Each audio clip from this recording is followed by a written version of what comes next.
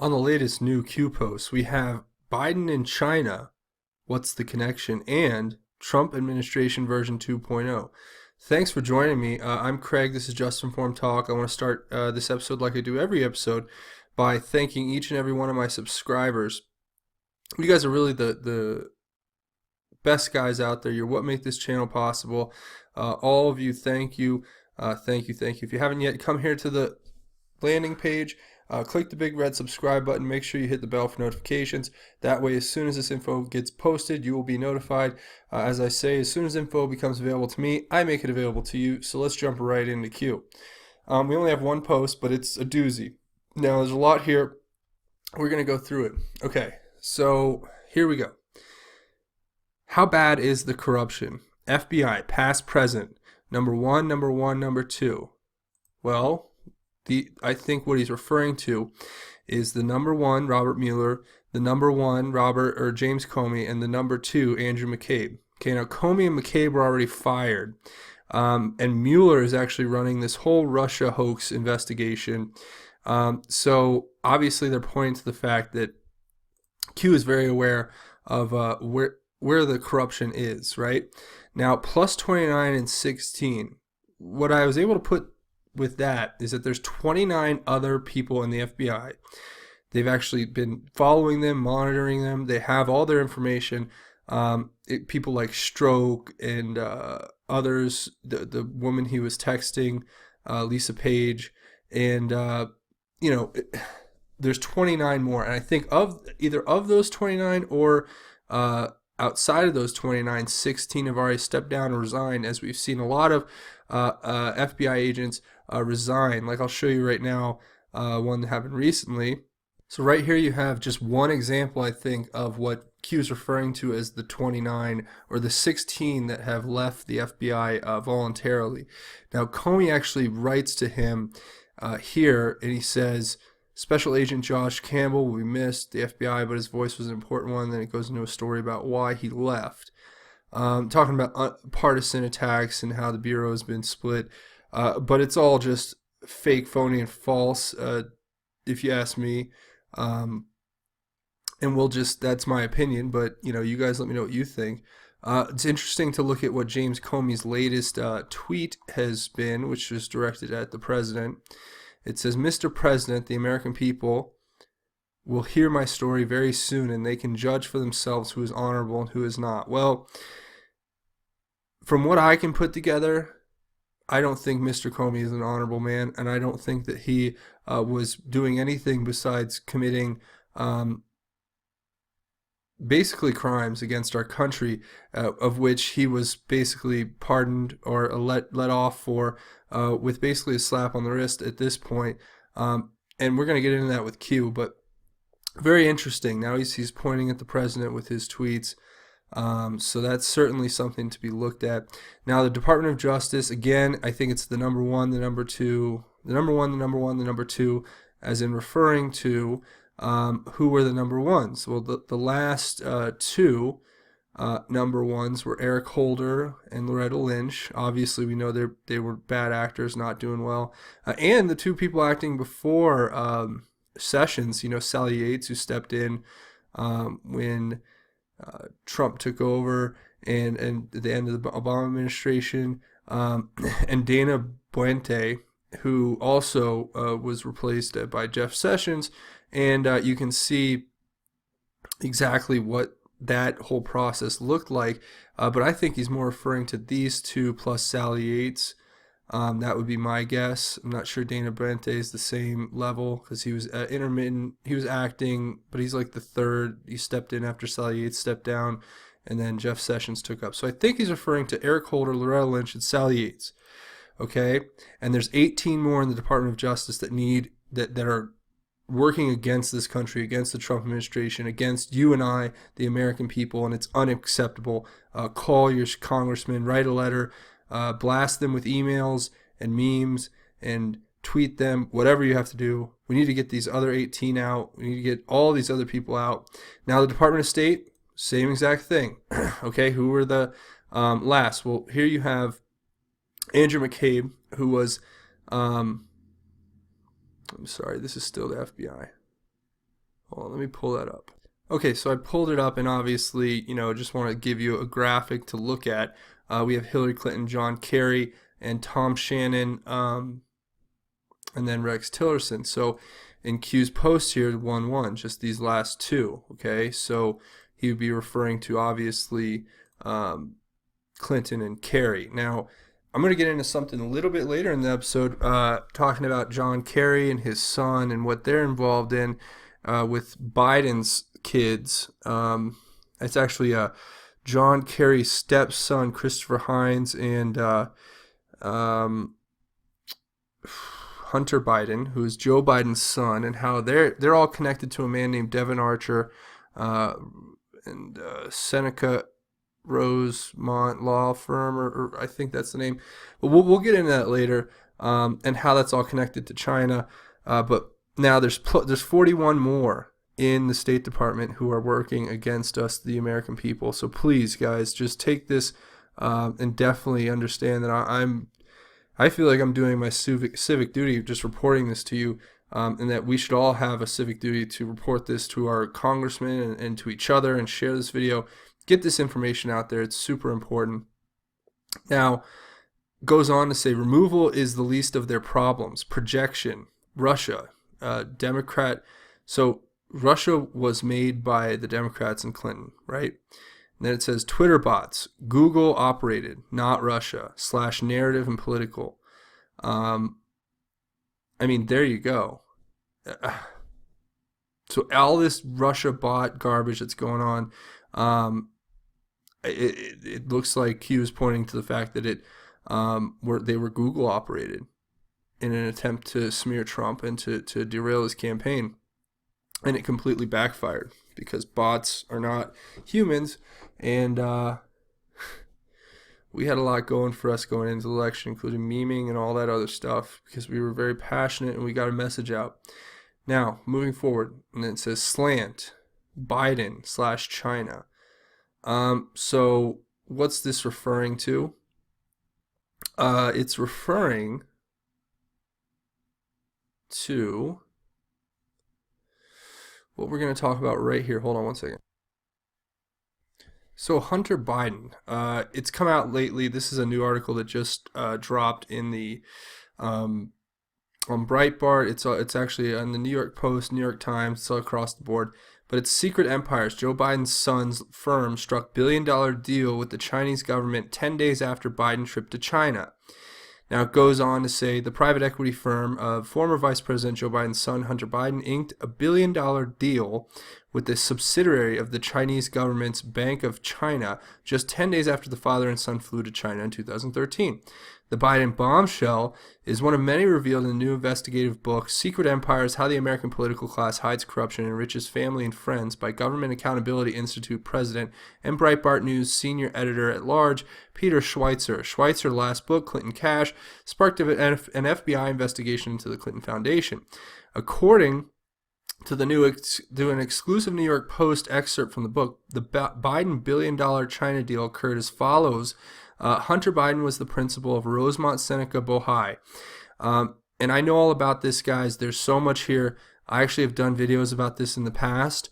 About a year ago, I did a video about this exact corruption and how Hunter Biden is related to, he's not related, but he works in tangent with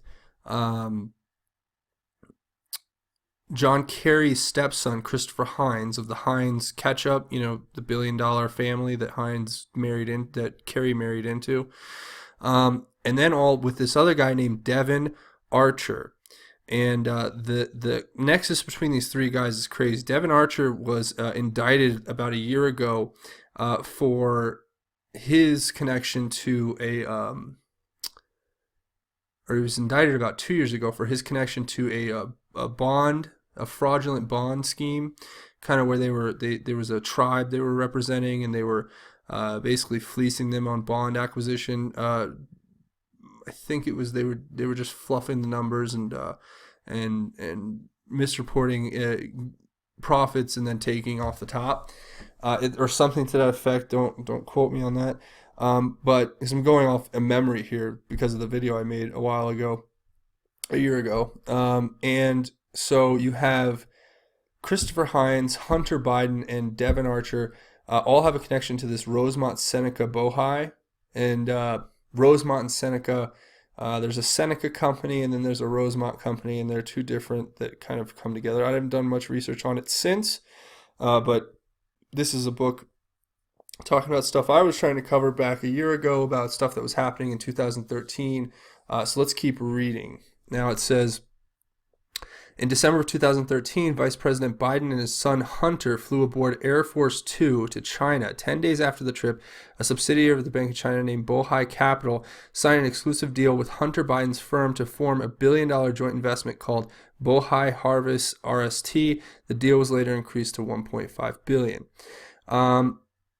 So this is like interesting. It says Joe Biden has yet to comment on how the firm of a sitting vice president's son was permitted to bag a billion-dollar deal with the communist Chinese government, nor whether they had any knowledge or involvement in the deal. And it's going to hit the bookshelves in 3 days. So if you guys want to pick that up, I'll give a little free shout out to Breitbart. And yeah, you guys should check out Peter Schweicher's new book, because Clinton Cash was fascinating, and it basically laid out the whole thing. Here's obviously another, just because I'm double verifying here, on the New York Post. It's the same thing covering this book, Secret Empires. Fascinating stuff, truly. And we'll keep reading. Okay, so that was the Biden-China connection. Then it says, big development. Traders everywhere. America for sale. Flynn? Targeted? Why? Who knows where the bodies are buried? It's just like Eric Prince. Flynn knew about everything they were doing, and he got sick of it and said no. Even though it's hard to say no to the commander-in-chief, if they're surrounded by criminals and they're acting in a criminal fashion, somebody has to stand up. It says cleared of all charges. Trump administration version 2. So is this? I mean, I haven't watched the news today. I've been out doing things, but is Flynn going to get pardoned? I mean, is he going to be vindicated by the fact that McCabe's been fired and that, Strzok with Rosenstein and all of them were a part of this? And that's one thing I should correct. The Department of Justice, the number 2 was Rod Rosenstein, I think. Just because I'm just thinking of that right now. I don't think I explained that clearly. Now, okay, so is Flynn going to be cleared of all charges? Is the Trump administration version 2 this new rollout where he's getting rid of McMaster and Tillerson and Cohn and McCabe and all these people who have been standing in the way? I mean, McCabe was already out, obviously, but just doing that is kind of like the version 2.0 stamp on the whole thing. Is that really what it's going to be? That's really what I think the new version is going to be. We're going to clean house and get rid of all the globalists. Because like I said in the last episode, it was a genius play on Trump's move. He went, he took everyone in he could, then he used their ignorance in coming in without any suspicion to basically monitor them and find out and understand their sources and methods. And now that he knows all that, he can get rid of people and actually put those who are actually loyal back into play. Now, kind of the long game here, but you only have 4 years as a president, and I don't know about you, but it feels like that first year just flew by pretty quickly, and because so much is continually happening, even though a lot of people complain in the comment boards here, which are the meat and potatoes of this whole thing, but a lot of people do complain that nothing happens. But yeah, I don't understand. There's a lot going on behind the scenes. So I apologize for that weird cut. Again, my mic has cut out right when I'm in the middle of a thought, trying to bring you a rounded idea. It's really impressive how my mic keeps getting cut out while I'm in the middle of making these videos. If that's the kind of technology we're up against, wow, you cut my mic out. Good job. Okay, now let's just keep moving. I'm just going to start where it kind of threw my train of thought there to have my mic just cut out again. It's starting to become an annoyance, but And it's not my equipment. My system is pretty good. I should be able to run this without a problem. So just another example there. Now, it says election theft, last hope, congressional focus, impeach. They think you are stupid. They think you will follow the stars. They openly call you sheep/cattle. There will come a time none of them will be able to walk down the street. Biggest fear? Public awakening. Q. All right, now that is meant that gives me goosebumps like no other right there.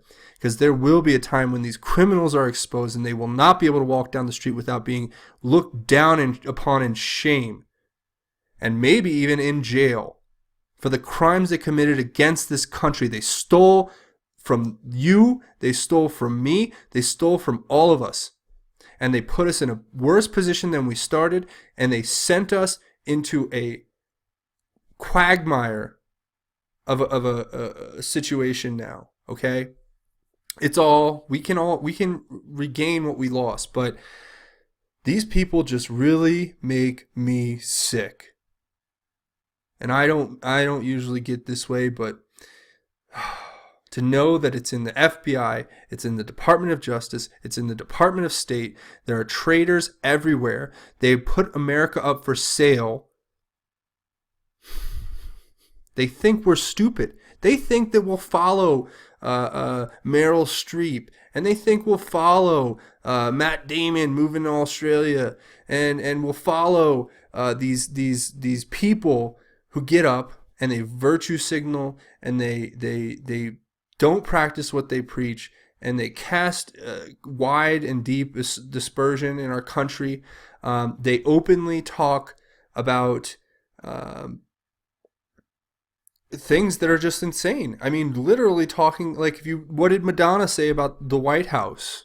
Her little comment, or give me an example in the comments. I'd love to hear an example from you guys in the comments of the worst, most un-American, unpatriotic celebrity quote. Because maybe I'll even start making some memes, because it's too unbelievable. And we're in a point now where we have to come together and actually work in conjunction. And now there is another post, and I'm going to go into it real quick. Hold on one second. Okay, never mind. False alarm. That was just a old post being updated.